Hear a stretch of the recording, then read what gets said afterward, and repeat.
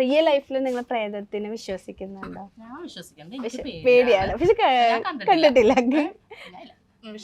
ഞാന് ചെറുപ്പത്തിലൊക്കെ എനിക്ക് പേടിയായിരുന്നു, ഇങ്ങനെ കഥകളൊക്കെ കേൾക്കുമ്പോൾ ഭയങ്കര പേടിയായിരുന്നു.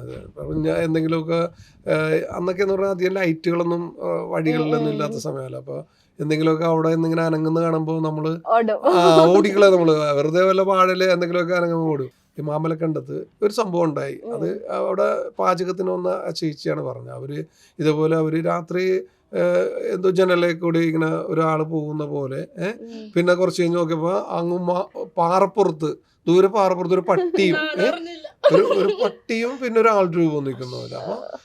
അപ്പൊ ഞങ്ങള് സോണി അറിയാൻ നന്നായപ്പോ സോണി നിന്ന് ഷൂട്ട് ചെയ്ത സ്ഥലത്തൊക്കെയാണ് നിന്നിരുന്ന. ജീപ്പിലേക്ക് ഓടിക്കയറുന്നൊരു രംഗമുണ്ട് ഇവർക്ക്. അപ്പൊ ഇയാള് ഓടിച്ചിടുന്ന രംഗമാണ് മറ്റേ സെക്കൻഡ് ഹീറോയിന്. അപ്പൊ ഞാൻ ഡയറക്ടറാണല്ലോ, അപ്പൊ ഇയാള് ഓടിച്ചിടുന്ന ഇതില് ഞാൻ വീണു. ആദ്യം തന്നെ ഞാൻ ക്യാമറയും കൊണ്ട് വീണു. അത് കഴിഞ്ഞ് സെക്കൻഡ് ഹീറോ പോയിട്ട് ജീപ്പിന്റെ ടയർ ഇപ്പൊ അടിച്ച് വീണു. ഞാനാണ് ആദ്യം വീണത് കേട്ടോ. എന്നെ പൊക്കാൻ ഒരാളും ഇല്ല, എല്ലാവരും സെക്കൻഡ് ഹീറോയുടെ പൊക്കാൻ വേണ്ടി പോയി. ഞാനിവിടെ ആരെങ്കിലും എന്നൊന്ന് രക്ഷിക്കുന്നു. അപ്പൊ എന്നോട് അവിടെ നിന്ന് ഫോൺ ചെയ്ത് പറഞ്ഞു, അണലി ഉണ്ടട്ടാ. എന്റെ ഒരു ഇതെന്ന് നോക്കിയേ, എന്റെ മുമ്പിൽ തന്നെ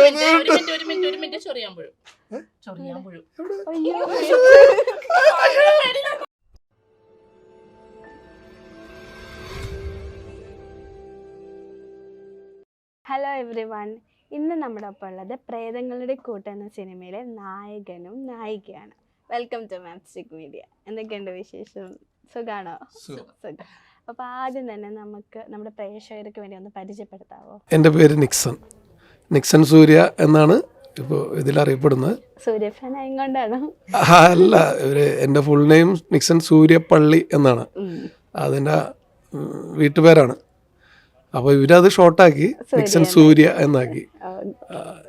സൂര്യ ഫാൻസ് ചിലപ്പോ പ്രശ്നം ഉണ്ടാക്കും. അപ്പൊ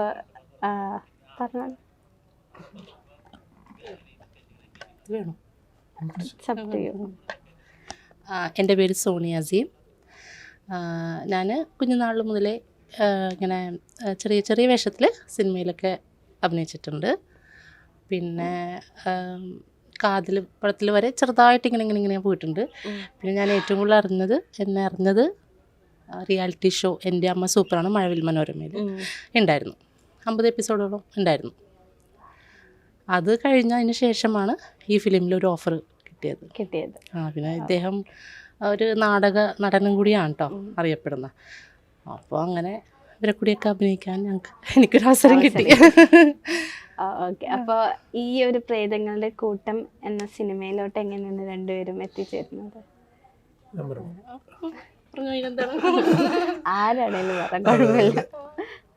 പ്രേതങ്ങളുടെ കൂട്ടം സിനിമ സുധീർ സാലി ഇതിൻ്റെ ഡയറക്ടർ, അദ്ദേഹത്തിൻ്റെ ഫ്രണ്ടാണ്. എന്ന് വെച്ചാൽ ഇതിനു മുന്നേ 2 ഷോർട്ട് ഫിലിം ഞങ്ങൾ ചെയ്തിട്ടുണ്ടായിരുന്നു.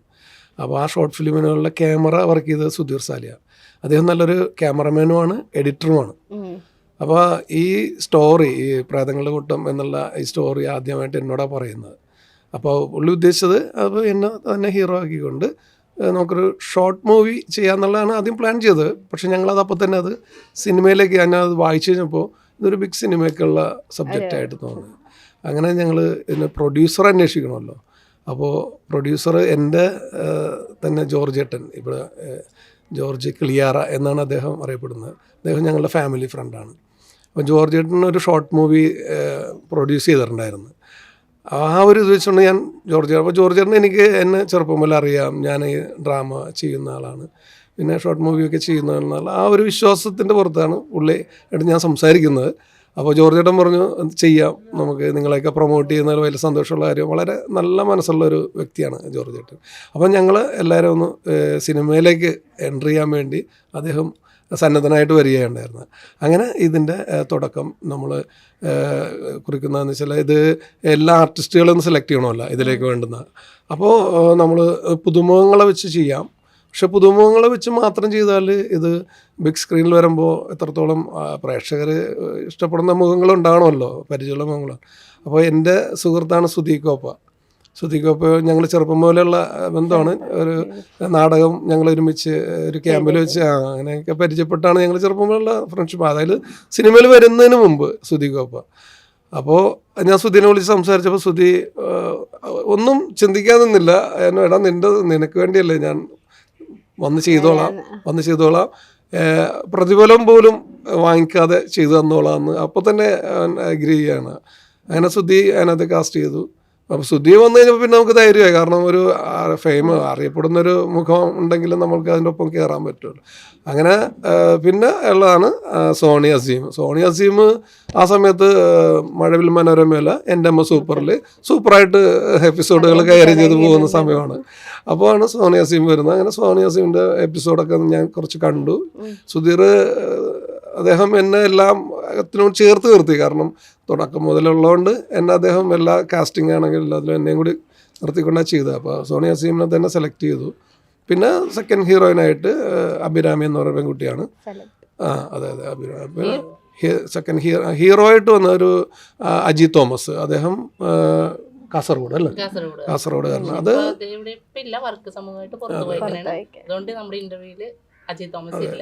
അതെ ഈ യൂട്യൂബിലും അതുപോലെ തന്നെ ഇൻസ്റ്റയിലൊക്കെ ഉള്ള കുട്ടികളെ തന്നെയാണ് നമ്മൾ സെലക്ട് ചെയ്തത്. പിന്നെ ഉള്ളത് ഇവിടെ എൻ്റെ സുഹൃത്തുക്കളായിട്ടുള്ള ഫ്രാങ്ക്ലിൻ ചാക്കോ, സുബൈർ, അങ്ങനെ കുറേ പേരെയൊക്കെ നമ്മൾ ഇതിലേക്ക് കാസ്റ്റ് ചെയ്തു.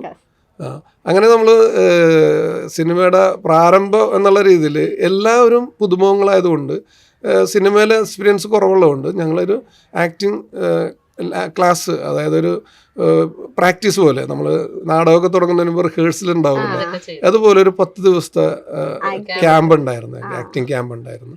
ആ ക്യാമ്പിൽ വെച്ച് ഞങ്ങളൊക്കെ ശരിക്കും പറഞ്ഞാൽ ഒരു റിലാക്സ്, ഫ്രീ ആയി, എല്ലാവരും ഒരു കുടുംബം പോലെ, എല്ലാവരും സഹോദരങ്ങളെ പോലെ വളരെ ഫ്രീ ആയി എല്ലാവരും. അപ്പം ഞങ്ങളെ സംബന്ധിച്ചിടത്തോളം ഞങ്ങൾ വളരെ ഫ്രീ ആയിട്ട് അത് അഭിനയിക്കുന്ന സമയത്ത് അവർ ടെൻഷനോ അങ്ങനെയൊന്നും ഇല്ലാത്ത രീതിയിൽ അത് ചെയ്യാൻ പറ്റി ഞങ്ങൾക്ക്. അതെ ഇവിടെ പള്ളുരുത്തി ഫോർട്ട് കൊച്ചി, അത് കഴിഞ്ഞ് സെക്കൻഡ് ഷെഡ്യൂള് മാമലക്കണ്ടായിരുന്നു. അവിടെ ഒരു 15 ദിവസം ഷൂട്ട് ഉണ്ടായിരുന്നു. അത് ഇച്ചിരി റിസ്ക് ആയിട്ടുള്ള സംഭവമാണ്. ഏറ്റവും ടോപ്പിലായിരുന്നു മലയുടെ.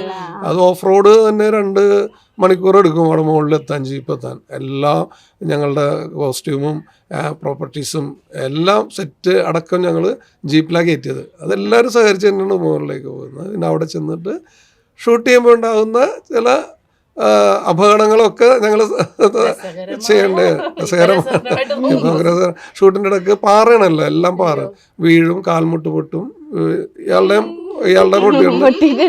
എൻ്റെ പേരിൽ ഇതുണ്ട്, ഇതിൻ്റെ ഷേപ്പൊക്കെ മാറിപ്പോയി. അതായത് ഞാൻ ഡൈവ് ചെയ്യുന്നൊരു സീനുണ്ട്. അപ്പോൾ പോയി കൈ വിരൽ കുത്തിയാ വീണത്. അവിടെ അപ്പം തന്നെ വിരലിങ്ങനെ ഇവിടെ ലിഗ്മെന്റ് പ്രശ്നമായി. പക്ഷെ എന്നാലും നമ്മൾ ഷൂട്ട് ബ്രേക്ക് ചെയ്തില്ല.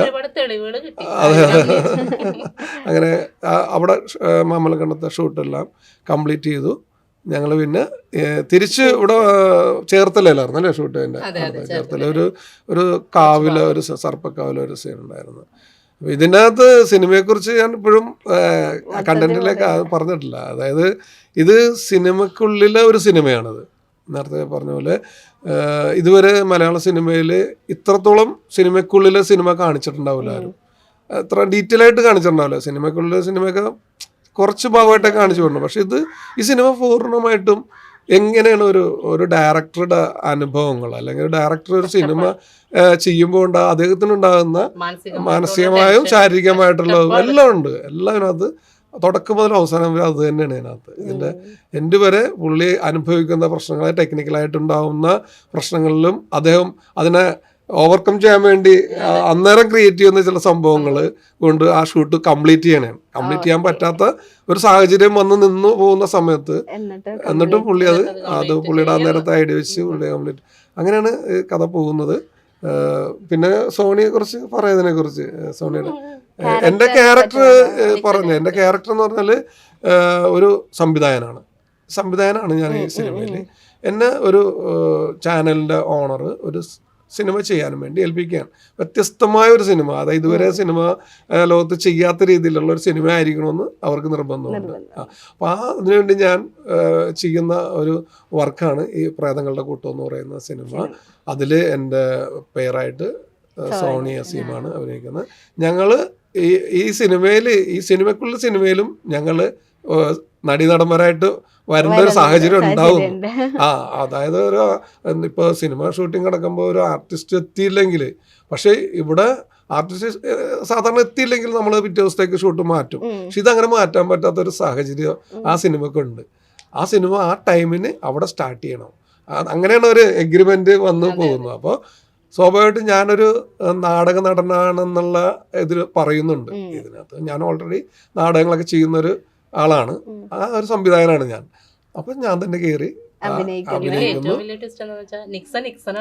അതെ, എന്റെ പേര് നിക്സൺ തന്നെയാണ്. സോണിയുടെ പേര് മാറ്റി. അതായത് റിയലായിട്ട് എന്റെ ഭാര്യയായിട്ട് വരുമ്പോ അഭിരാമി എന്നാണ് പറയുന്നത്. സിനിമയിലേക്ക് വരുമ്പോ അതേ തന്നെയാണ്, ക്യാരക്ടറായിട്ട് വരുമ്പോ വേറെ സ്റ്റെഫിയാവും. പക്ഷെ ഞാൻ നിക്സൺ തന്നെയാണ്. എനിക്ക് 2-3 ക്യാരക്ടർ മാറി ഞാൻ വരുന്നുണ്ട്. അതിനകത്ത് ഇയാളുടെ ക്യാരക്ടർ എന്ന് പറഞ്ഞാല് വൈഫായിട്ട് ഒന്ന്, രണ്ടാമത്തെ അത് പറയാവോ? സിനിമയില് അല്ലല്ല, അങ്ങനെയല്ല. അത് നമ്മൾ ഈ ഡ്യുവൽ പേഴ്സണാലിറ്റി എന്നൊക്കെ പറയുന്ന പോലത്തെ ഒരു ഇതിനൊക്കെ പോകുന്നുണ്ട്. അതെ, അങ്ങനെ പോകുന്നുണ്ട്. എൻ്റെ ക്യാരക്ടറും ഏതാണ്ടൊക്കെ ആ രീതിയിൽ തന്നെ. അതായത് ഞാൻ ഇതിൽ നിന്ന് മാറി അഭിനേതാവാകുമ്പോൾ ഞാൻ വേറെ സ്റ്റൈലിലാണ് ചെയ്തിരിക്കുന്നത്. രണ്ട് രീതിയിലുള്ളൊരു അഭിനയവും ഭാവങ്ങളും ഒക്കെ കാഴ്ചവെച്ചിട്ടുണ്ട് ഇതിനകത്ത്. ബാക്കിയെല്ലാം പ്രേക്ഷകരാണ് ഇപ്പൊ സോണി നേരത്തെ പറഞ്ഞു എൻ്റെ അമ്മ സൂപ്പറാണെന്ന് പറഞ്ഞ റിയാലിറ്റി ഷോ, അത് കഴിഞ്ഞ സിനിമയിലോട്ട് വന്നു എന്നൊക്കെ. അപ്പൊ എങ്ങനെ ഉണ്ടായിരുന്നു ഈ രണ്ടും മേജർ ആയിട്ടൊരു ഡിഫറൻസ് എന്താ തോന്നിയത്? സിനിമയും റിയാലിറ്റി ഷോ രണ്ടും ക്യാമറകളുടെ മുന്നിലാണല്ലോ. രണ്ടിന്റെ ഏറ്റവും വലിയൊരു ഡിഫറൻസ് എന്താ തോന്നിയത്? റിയാലിറ്റി ഷോയില് നമുക്ക് പറഞ്ഞു തന്നില്ല ഇന്ന കാര്യം, ഞാൻ ജോക്കറായിട്ട് വരെ വേഷമിട്ട ഒരാളാണ്. ഞാനൊരു കൊമേഡിയനായിട്ടാണ് എനിക്ക് അവിടെ കിട്ടിയ ഒരു പൊസിഷൻ. മീൻസ് ഞാൻ അങ്ങനെയാണ് അവിടെ ചെയ്തേക്കുന്നത്. അപ്പോൾ ഞാൻ ആദ്യമായിട്ട് ജോക്കറായിട്ട് വരെ പെൺവേഷത്തിൽ ജോക്കറായിട്ട് വന്ന ഒരാളാണ്. അത് നമ്മുടെ ഇഷ്ടമാണ്, നമ്മുടെ ഇഷ്ടത്തിലാണ് ചെയ്യണത്. സിനിമയിലോട്ട് വരാമെന്ന് പറഞ്ഞാൽ ഡയറക്ടറിന് അറിയാം അങ്ങേരുടെ കഥ. സുധീർ സാരിൻ്റെ തന്നെയാണ് കഥയും, അങ്ങനെയാണ് ഡയറക്റ്റ് ചെയ്തേക്കുന്നത്. അപ്പോൾ അങ്ങേരിക്കൊരു വ്യൂ ഉണ്ട്, ഇതിങ്ങനെയാണെന്ന്. നമ്മൾ അവിടം വരെ എത്തണം, ആ ഒരു വ്യൂ ഓഫ് പോയിന്റിൽ നമ്മൾ എത്തണം. അപ്പം അതിൻ്റേതായ ഒരു ഇതുണ്ടായിരുന്നു. പിന്നെ ഇത്രയും ക്യാമറേൻ്റെ മുമ്പിൽ കൂടി വന്നത് കൊണ്ട് പേടിയൊന്നും ഉണ്ടായിരുന്നില്ല. ചെയ്യാൻ പറ്റി. ഞാൻ ആഗ്രഹിച്ച ഒരു വേഷമാണ് എനിക്ക് ഇതിൽ കിട്ടിയിരിക്കുന്നത്. കാരണം നമ്മളെപ്പോഴും നമ്മളെന്താണ് എന്നുള്ളത്, എനിക്കിപ്പോൾ എനിക്ക് പ്രേതമായിട്ട് അഭിനയിക്കണം, അല്ലേ അങ്ങനെ ചെയ്യണം, ഇങ്ങനെ ചെയ്യണം, അങ്ങനത്തേക്കും ഇഷ്ടമുള്ള ഒരാളാണ്. സോണിയടക്കം എന്നെ പേടിപ്പിക്കുന്നുണ്ട്. അപ്പോൾ എനിക്കത് ചെയ്യാൻ പറ്റി. ഞാൻ ആഗ്രഹിച്ച വേഷങ്ങൾ എനിക്കിതിൽ കിട്ടി. അതെ, വേഷം എനിക്കതിൽ കിട്ടി. പിന്നെ ഈ പൊതുവെ പറയാറുണ്ട് പലപ്പോഴും, ഇപ്പോൾ ഒരു റിയാലിറ്റി ഷോയിൽ വിന്നർ അല്ലെങ്കിൽ പലപ്പോഴും റിസൾട്ട് വരുമ്പോൾ ഫെയർ അല്ല, അല്ലെങ്കിൽ ഇത് മാറാം. അപ്പോൾ അങ്ങനത്തെ വല്ല അതൊന്നുമില്ല. അത് ഓരോരുത്തർക്കുള്ള അനുഭവങ്ങളാണ്. അപ്പം നമ്മളില്ല എന്ന് പറയുമ്പോൾ അതുള്ളവർക്ക് അത് വേദനയാവും. അവർക്ക് ചിലവർക്ക് എനിക്കതില്ല, ഞാൻ ഫസ്റ്റ് എത്തൂല എന്ന് എനിക്കറിയായിരുന്നു. ഞാൻ ഒരു കോമഡിയന് അങ്ങനെ ആയിരുന്നു.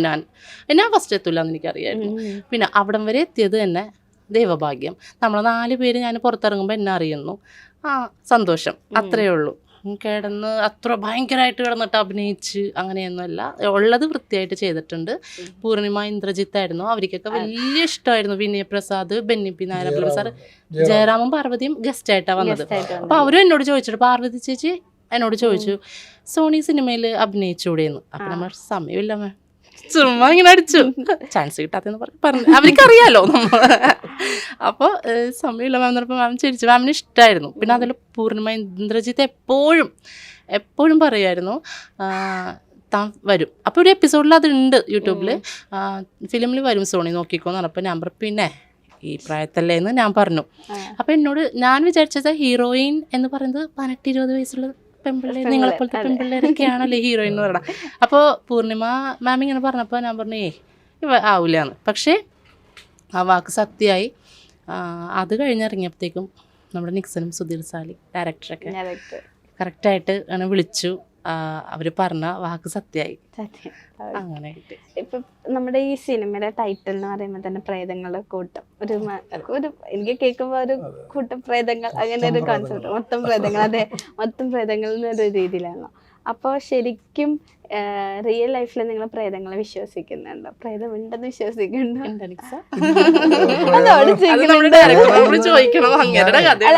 അല്ല കഥ ബേസ് ചെയ്തില്ല, നിങ്ങൾ റിയൽ ലൈഫിൽ വിശ്വസിക്കുന്നത്? ഞാൻ വിശ്വസിക്കാണ്ട്, എനിക്ക് പേടിയാ പ്രേതത്തിന്. ഞാൻ കണ്ടിട്ടില്ല. ഇല്ല, പക്ഷെ വിശ്വസിക്കുന്നില്ല. റിയൽ ലൈഫിൽ നിങ്ങൾ പ്രേതത്തിനെ വിശ്വസിക്കുന്നുണ്ടോ? ഞാൻ വിശ്വസിക്കണ്ട, പേടിയാണ്, പക്ഷെ കണ്ടിട്ടില്ല. ഞാന് ചെറുപ്പത്തിലൊക്കെ എനിക്ക് പേടിയായിരുന്നു, ഇങ്ങനെ കഥകളൊക്കെ കേൾക്കുമ്പോൾ ഭയങ്കര പേടിയായിരുന്നു. അപ്പം ഞാൻ എന്തെങ്കിലുമൊക്കെ അന്നൊക്കെ എന്ന് പറഞ്ഞാൽ അധികം ലൈറ്റുകളൊന്നും വഴികളിലൊന്നും ഇല്ലാത്ത സമയമല്ല. അപ്പോൾ എന്തെങ്കിലുമൊക്കെ അവിടെ എന്തെങ്കിലും അനങ്ങുന്ന കാണുമ്പോൾ നമ്മൾ ഓടിക്കളെ, നമ്മൾ വെറുതെ വല്ല വാഴയില് എന്തെങ്കിലുമൊക്കെ അനങ്ങുമ്പോൾ ഓടും. പക്ഷെ പിന്നീട് അങ്ങനെയുള്ള സീൻ വരുമ്പോൾ ഞാൻ അത് എന്താണെന്ന് പോയി നോക്കാൻ തുടങ്ങി. അപ്പൊ എനിക്ക് മനസ്സിലായി സംഭവം അതൊരു വാഴയിലേർന്ന അല്ലെങ്കിൽ എന്തെങ്കിലും ഒരു മരത്തിന്റെ കൊമ്പാണ് കാണിക്കുന്നത്. ഞാൻ ആ സംശയം തീർക്കും പോയി. അപ്പോൾ ഈ പ്രേതങ്ങളുടെ കൂട്ടം എന്ന് പറയുന്ന സിനിമയുടെ ഷൂട്ടിംഗ് നടക്കുന്ന സമയത്ത് ഈ മാമലക്കണ്ടത്ത് ഒരു സംഭവം ഉണ്ടായി. അത് അവിടെ പാചകത്തിന് വന്ന ചേച്ചിയാണ് പറഞ്ഞത്. ഇതേപോലെ അവർ രാത്രി എന്തോ ജനലിൽ കൂടി ഇങ്ങനെ ഒരാൾ പോകുന്ന പോലെ, പിന്നെ കുറച്ച് കഴിഞ്ഞ് നോക്കിയപ്പോൾ അങ്ങ് ദൂരെ പാറപ്പുറത്ത് ഒരു പട്ടിയും ഒരു പട്ടിയും പിന്നെ ഒരു ആൾ രൂപം നിൽക്കുന്ന പോലെ. അപ്പൊ ഞങ്ങള് സോണി അറിയാൻ നന്നായപ്പോ സോണി നിന്ന് ഷൂട്ട് ചെയ്ത സ്ഥലത്തൊക്കെയാണ് നിന്നിരുന്ന. ലാസ്റ്റ് സീൻ എടുത്തില്ലേ നമ്മള്, അവിടെയാണ് അതിനെ കണ്ടതെന്ന് പറയുന്നത്. ഞാൻ കണ്ടിട്ടില്ലല്ലോ, എന്നോട് അവര് അല്ല എന്നോട് കാണുന്ന പോലെ പിന്നെ നമുക്ക് അഭിനയം നമ്മുടെ മുഖത്ത് വരണ്ടേ, അത് ഒന്നും ആവൂല. ആ ഒരു ടെൻഷൻ ആയിരിക്കും. എന്താ ഷൂട്ടിംഗ് ഒക്കെ സന്ധ്യക്ക് പോകിട്ടിട്ട് അന്ന് വേറെ സംഭവം ഉണ്ടായി. രാത്രി ഞങ്ങള് റൂം താഴെയാണ്, കുറച്ച് താഴെയാണ്. ഇങ്ങനെ കയറി പോകണം, അതായത് നല്ല കയറ്റമുണ്ട് ലൊക്കേഷനിൽ. അവിടെയാണ് ഞങ്ങളുടെ മെസ്സ് അറേഞ്ച് ചെയ്തിരിക്കുന്നത്. അപ്പോൾ ഞങ്ങൾ ഫുഡ് കഴിക്കാൻ അവിടെ ചെല്ലണം, റൂമിൽ നിന്ന് അങ്ങോട്ട് കയറണം. അപ്പോൾ രാത്രിയൊന്നും ലൈറ്റൊന്നും ഇല്ലല്ലോ വഴികളിലൊന്നും, ഭയങ്കര ഇരുട്ടാ. ഇവരിങ്ങനെ കയറി പോകണം. സോണി ഉണ്ടായിരുന്ന പാമ്പിനെ ആദ്യം കാണുന്ന അല്ലേ, അവര് കയറി ചെന്നപ്പോ ഇവരൊക്കെ ഒച്ചയെടുത്തോണ്ട് ഓടണം പെണ്ണുങ്ങളൊക്കെ. ഞങ്ങള് ഇതറിഞ്ഞിട്ട് ഞങ്ങള് റൂമിൽ നിന്ന് അത് കഴിഞ്ഞാണ് ഞങ്ങൾ പിന്നെ പോകുന്നത്. അപ്പൊ എന്നോട് അവിടെ നിന്ന് ഫോൺ ചെയ്ത് പറഞ്ഞ് അണലി കണ്ടിട്ടാ. എന്റെ ഒരു ഇതെന്ന് നോക്കിയേ, എന്റെ മുമ്പിൽ തന്നെ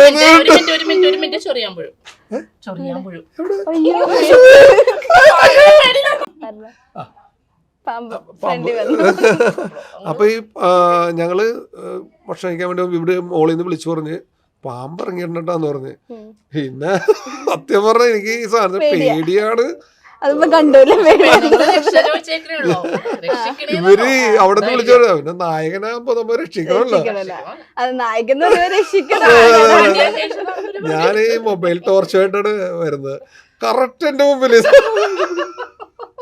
ഒരു ചാട്ട ചാടി അപ്പുറത്തേക്ക് ചാടി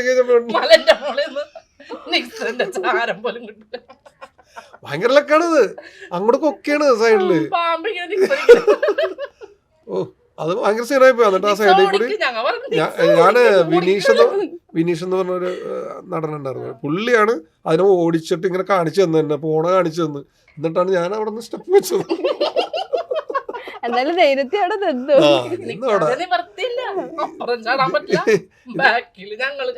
ഞാൻ പേടിച്ചത് അതുകൊണ്ടല്ല, ഞാൻ രാവിലെ ഷൂട്ട് ചെയ്ത പാറയുടെ അടിയിൽ നിന്നാണ് ഈ സാധനം വന്നേക്കണത്.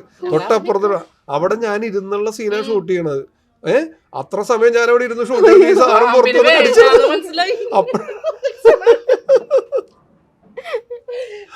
അങ്ങനെ ഒരു സംഭവം ഉണ്ടായത്. രസകരമായിട്ട് തോന്നുന്നു. അപ്പൊ നല്ല മേടിച്ചായിരുന്നു. പിന്നെ സുബൈർക്കൊക്കെ വയ്യാതെ ഇത് മാത്രമേ ഉള്ളൂ ഞാൻ അറിഞ്ഞത്. ഞാൻ ടെൻഷൻ അടിച്ചത്. സുബൈർക്ക എന്ന് പറഞ്ഞ ഒരു ആക്ടർ ഉണ്ട്. അപ്പൊ അദ്ദേഹത്തിന് പെട്ടെന്ന് നെഞ്ചുവേദന രാത്രി നിലവിളി ഞങ്ങൾ ഒരുമിച്ചാണ് കിടക്കുന്നത്. ഞാനും സുബൈറും ഫ്രാങ്ക്ലിയും ഒക്കെ ഒരുമിച്ച് റൂമിലായിരുന്നു. രാത്രിയായപ്പോൾ പുള്ളിക്ക് ഭയങ്കര പ്രയാസം വന്നിട്ട് എന്നോട് നിക്സ എന്തെങ്കിലും ചെയ്തിട്ടുണ്ടെങ്കിൽ എന്നോട് ക്ഷമിക്കണം.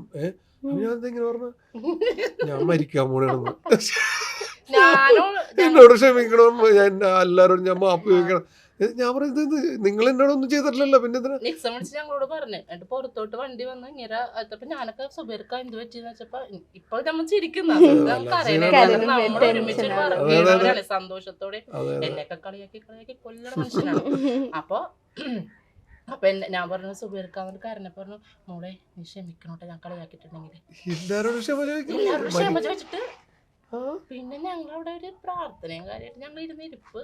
കാരണം പോയിട്ട് സന്തോഷമായിട്ട് വരണേ, ആശുപത്രിയിലാണെങ്കിൽ സന്തോഷം. ഓണ വഴിക്ക് ആന പിടിച്ചു വരാ, അതാണ് ഏറ്റവും വലിയ സംഭവം. ബ്ലോക്ക് ചെയ്ത് കളഞ്ഞു വരാ. പക്ഷെ ഇയാൾക്ക് ഇങ്ങനെ ഹോസ്പിറ്റലിൽ എത്തിക്കണ്ടേ. ആ ഡ്രൈവർ ഉണ്ടല്ലോ പുള്ളി ഒന്നും നോക്കിയില്ല, ആനയുടെ മുമ്പിൽ കൂടി തന്നെ പുള്ളി എടുത്തോണ്ട് പോയി. അത് ഭയങ്കര ധൈര്യമായിട്ട് പുള്ളിയാണ്, ഭയങ്കര ധൈര്യമാണ്. പുള്ളി അങ്ങനെ കൊണ്ടുപോയതുകൊണ്ട് പെട്ടെന്ന് ഹോസ്പിറ്റലിൽ എത്തിച്ച്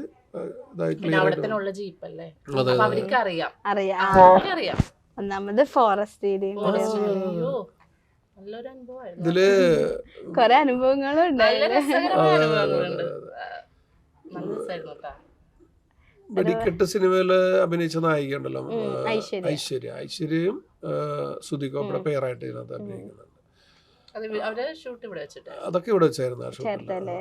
ഇല്ല ഇവിടെ അടുത്തൊരു റിസോർട്ടുണ്ട്, ആ റിസോർട്ടിൽ വെച്ചായിരുന്നു അവര് ഷൂട്ടാവുന്നത്. പിന്നെ നമുക്ക് ഏറ്റവും കൂടുതൽ സപ്പോർട്ട് മോളി ചേച്ചി ഇതിനകത്ത് അഭിനയിക്കുന്നത് തന്നെയാണ്. കാരണം നമ്മള് മലയാളികള് ലോകത്ത് എവിടെ ഉണ്ട് അവിടെയൊക്കെ മോളി ചേച്ചിനെ അറിയും. മോളി ചേച്ചിനെ മാത്രമേ അറിയുള്ളൂ നമ്മള്.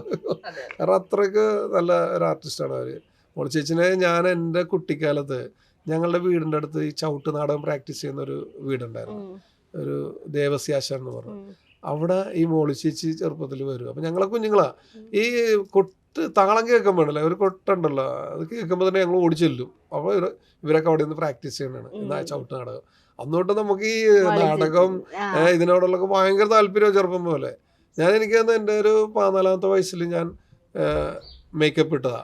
അന്നാണ് ആദ്യമായിട്ട് ഞാൻ എനിക്ക് എന്നിലൊരു കലാകാരനുണ്ട് അല്ല ഒരു അഭിനേതാവുണ്ടെന്ന് തിരിച്ചറിയുന്നത് ആ പ്രായത്തിലാണ്. അപ്പോൾ ഞങ്ങളുടെ വീടിൻ്റെ അടുത്തൊരു ചാപ്പലുണ്ട്, ഈ സെയിൻറ്റ് ജേക്കബ് ചാപ്പൽ എന്ന് പറയുന്ന ഒരു ചെറിയ പള്ളിയാണ്. അവിടെ 31st ഇങ്ങനെ മത്സരങ്ങൾ നടത്തും, ഫാൻസി ഡ്രസ്സ് മത്സരമൊക്കെ നടത്തും. അപ്പോൾ അതിൽ മഹർഷിയായിട്ടൊരു വേഷം ഇടാൻ എൻ്റെ ഒരു സുഹൃത്ത്, എൻ്റെ സുഹൃത്തെന്ന് പറഞ്ഞാൽ കലാകാരൻ തന്നെയാണ് അദ്ദേഹം, കലാനിലയം പീറ്റർ എന്ന് പറയുന്ന നാടക നടൻ്റെ മോനാണ് ഡെൽവി പീറ്റർ, എൻ്റെ സുഹൃത്ത്.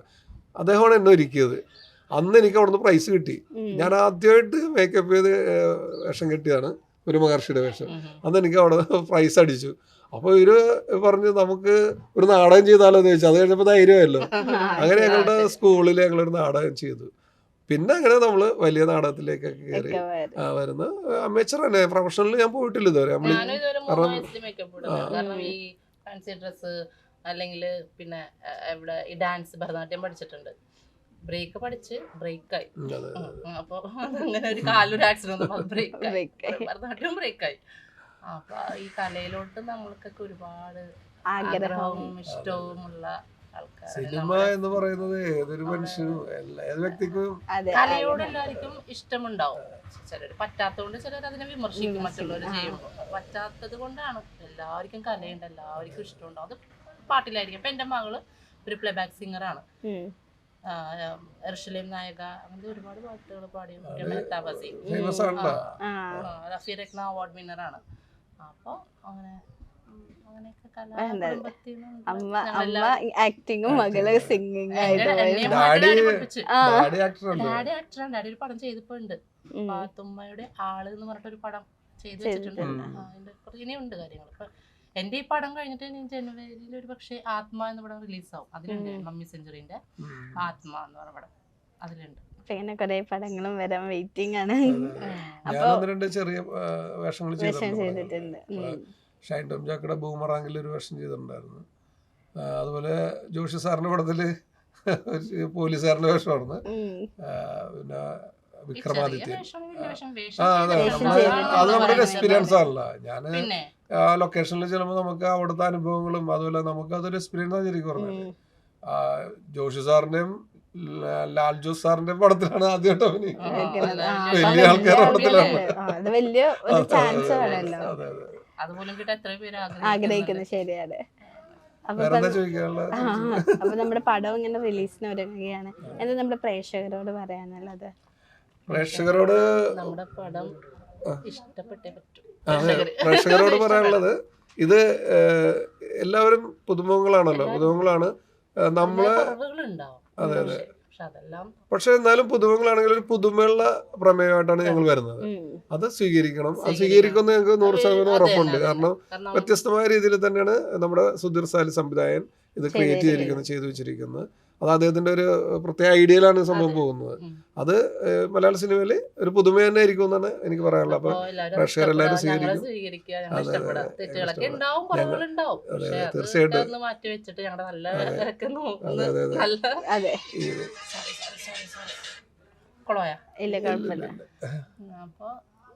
എല്ലാവരും നമ്മൾ ഇഷ്ടപ്പെടണം അല്ലേ? അതാണല്ലോ, നമ്മളൊരു ഫേസ് ഇഷ്ടപ്പെട്ടാലല്ല പിന്നെ അയാൾ എന്ത് കാണിക്കുമ്പോൾ നമുക്ക് ഇഷ്ടം. ആദ്യമായിട്ടൊരു മുഖം കാണുമ്പോ ഇവനെ അതാന്നൊക്കെ ചോദിക്കല്ലോ നമ്മളോട്. അല്ലേ, സ്വാഭാവികല്ലേ? പക്ഷെ പരിചയമാവും. ഒരു സിനിമ 2 മണിക്കൂർ ഇരുന്ന് കണ്ടു കഴിയുമ്പോ അയാളുമായിട്ട് നമ്മൾ അങ്ങനെ ചേരും ഇല്ലേ? പിന്നെ അയാൾ ഇനി അടുത്തൊരു പടം ചെയ്യുമ്പോ ഒന്നും കൂടി നമുക്ക് ഇഷ്ടമാവും. അങ്ങനെയാണല്ലോ എല്ലാരും. ഇഷ്ടമാണ് നമുക്ക് കിട്ടുന്ന ഏറ്റവും വലിയ അവാർഡ്. അതിനേലും ഒന്നുമില്ല. അവര് ആ ഇഷ്ടം നമ്മളെ കാണുമ്പോ കൊള്ളായിരുന്നു, നന്നായിട്ടുണ്ട് കേട്ടോ, സോണി നന്നായിട്ടുണ്ടായിരുന്നു ചെയ്യുന്ന പറയുമ്പോൾ നമുക്ക് കിട്ടുന്ന ഒരു സന്തോഷം വളരെ വലുതാണ്. കാരണം ഈ പടത്തിൽ നമ്മൾ ചെയ്തപ്പോ ഈ ചിരിക്കുന്ന മുഖം മാത്രം ഒരുപാട് ഞങ്ങള് ശാരീരികമായിട്ട്, കാരണം ആ ശാരീരികമായിട്ടുള്ള ബുദ്ധിമുട്ടെന്ന് പറഞ്ഞിട്ടുണ്ടെങ്കിൽ അവിടെ നമ്മളെല്ലാരും ഈ ചെറിയ കുട്ടികളൊന്നും അല്ലല്ലോ അല്ലെ നെക്സ, 16-17 വയസ്സല്ലല്ലോ. ഇതില് വേറെ സംഭവം ഉണ്ടായിട്ടാ. അപ്പൊ അതിൽ കയറാനുള്ള ബുദ്ധിമുട്ടും കാര്യങ്ങളൊക്കെ ഒരുപാട് കഷ്ടപ്പെട്ട് ഞങ്ങൾ അതില് ചെയ്തേക്കണ വർക്ക്. പാറപ്പുറത്താണല്ലോ ഷൂട്ടിങ്. അപ്പൊ ഒരു ജീപ്പിലേക്ക് ഓടിക്കയറുന്ന ഒരു രംഗമുണ്ട് ഇവർക്ക്. അപ്പൊ ഇയാള് ഓടിച്ചിടുന്ന രംഗമാണ് മറ്റേ സെക്കൻഡ് ഹീറോയിന്. അപ്പൊ ഞാൻ ഡയറക്ടറാണല്ലോ, അപ്പൊ ഇയാൾ ഓടിച്ചിടുന്ന ഇതില് ഞാൻ വീണ ആദ്യം തന്നെ. ഞാൻ ക്യാമറയും കൊണ്ട് വീണു. അത് കഴിഞ്ഞ് സെക്കൻഡ് ഹീറോ പോയിട്ട് ജീപ്പിന്റെ ടയർ ഇപ്പൊ അടിച്ച് വീണു. ഞാനാണ് ആദ്യം വീണത് കേട്ടോ. എന്നെ പൊക്കാൻ ഒരാളും ഇല്ല. എല്ലാരും സെക്കൻഡ് ഹീറോയിനെ പൊക്കാൻ വേണ്ടി പോണേ. ഞാനിവിടെ ആരെങ്കിലും എന്നെ ഒന്ന് രക്ഷിക്കുന്നു.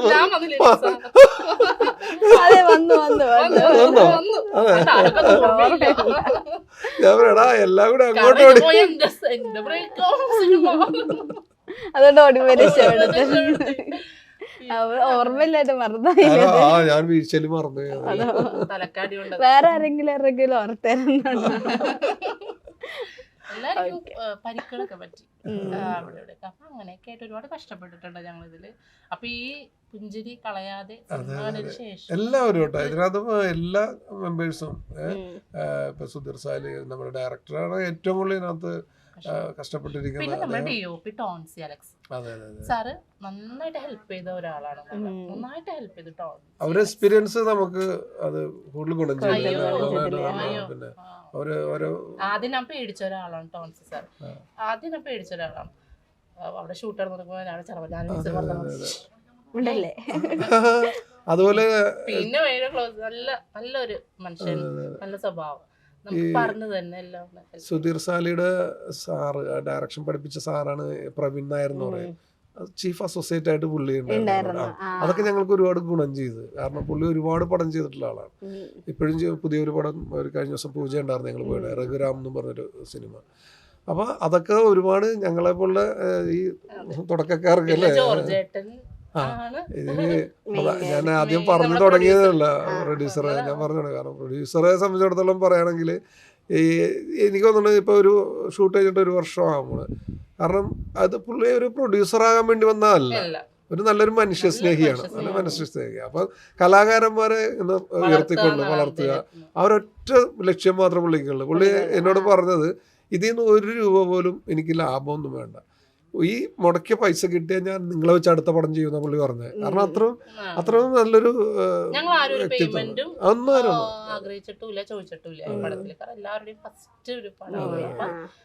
നമുക്ക് കിട്ടുന്ന വേഷം തന്നെ ഏറ്റവും വലിയ പേയ്മെന്റ്, ഏറ്റവും വലിയൊരു അനുഗ്രഹമാണ് ഞങ്ങൾക്കത്, അല്ലേ അതെ നിസാർ? അതെ, ഏറ്റവും കൂടുതൽ നമ്മൾ കടപ്പെട്ടിരിക്കുന്ന ഈ രണ്ട് വ്യക്തികളോടാണ്, പ്രൊഡ്യൂസർ, ദൈവത്തിനോട്. ഡയറക്ടർ, പിന്നെ ദൈവം ആണല്ലോ നമ്മളിവിടെ ഈ നിമിഷവും കേൾക്കുന്നത്. നിർത്തുന്ന ദൈവം തന്നെയാണല്ലോ. അതെ. അത് ഏറ്റവും എടുത്ത് പറയേണ്ട ഒരു കാര്യമാണ്. അതെ. അപ്പോൾ ഈ പറഞ്ഞ പോലെ സിനിമ വൻ വിജയകരമായിട്ട് എന്ന് ആശംസിക്കുന്നു.